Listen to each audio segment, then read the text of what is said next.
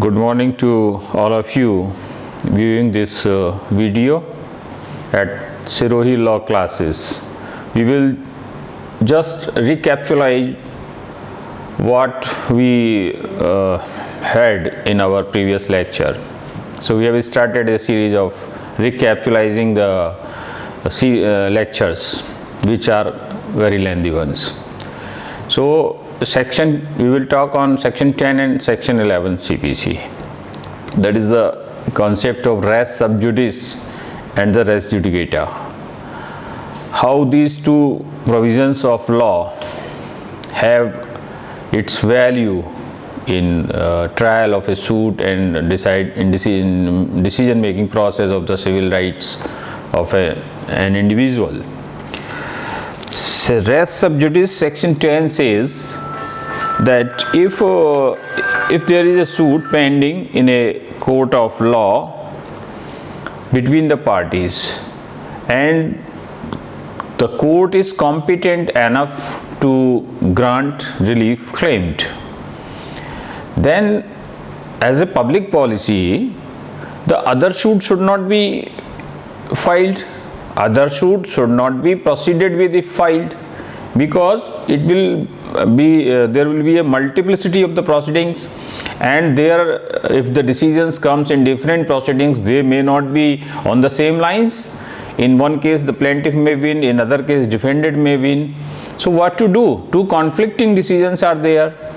So to give the judgment decisions finality and to avoid the multiplicity of the proceedings, the section 10 CPC provides that no suit shall be tried. What suit? The suit between the parties in the present suit, if the same parties are in a formerly instituted suit, and that is a pending on the same subject matter, issues are same, parties are same, court is competent, and the issues are being tried with by the court of competent jurisdiction. So why don't you wait for the decision of the court before which it is pending? Why to file the another proceeding?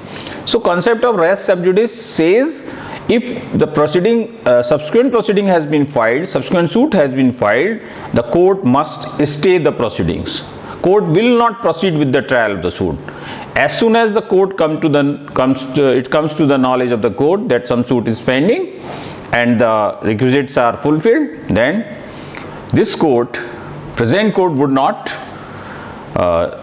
proceed with the trial of the suit. So stay of the suit. And section 11 talks of the res judicata. It is also on the lines of the public policy, because there need to give finality to the decisions of a competent court. If some issues between the parties have been decided by a court of competent jurisdiction and this decision has now become final, no appeal, if appeal, whatever the case may be, if the decision is final one, then the same issue should not be raised before any other court. So public policy demands that there should not be again litigation on the same issues between the parties on which a decision has come and it has attained the finality. So parties must be bound by the decision of the court, earlier court. So this section 11 bars the institution of the suit. If a decision has come out between the same parties on the issues and the court is competent enough, because if court is not competent enough, then the decision would be nullity for want of jurisdiction. So any decision passed by a court without jurisdiction would be a nullity and non-est in the eyes of law, as if it never existed in the eyes of law.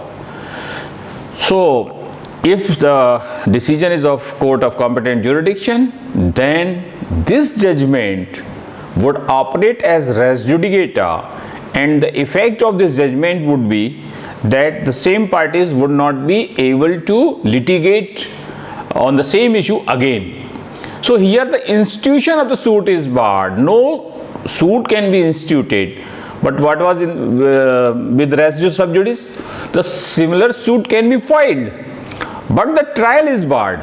Institution is not barred, because there may be because the earlier suit has not been decided right now. Let it be decided first. So we will stay the subsequent suit, and as when the suit will be decided, then it may operate as a res judicata to this suit also.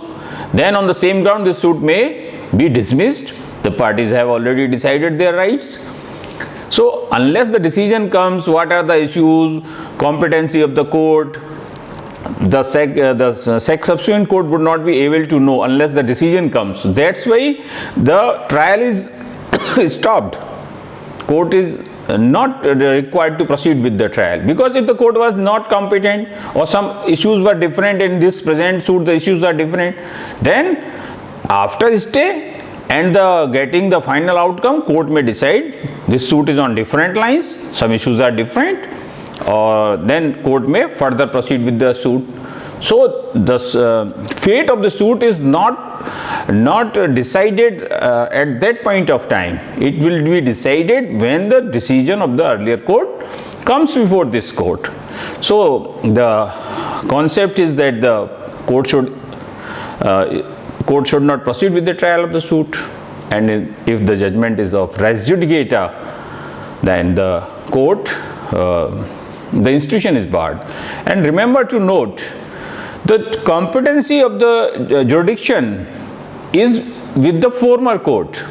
Again, I am emphasizing the former court and the decision in former suit. So former suit would mean the first decided, irrespective of the fact whether it was instituted first or later on. So former suit, decision in the former suit would operate as res judicata for a subsequent suit. So there may be, filing may be different.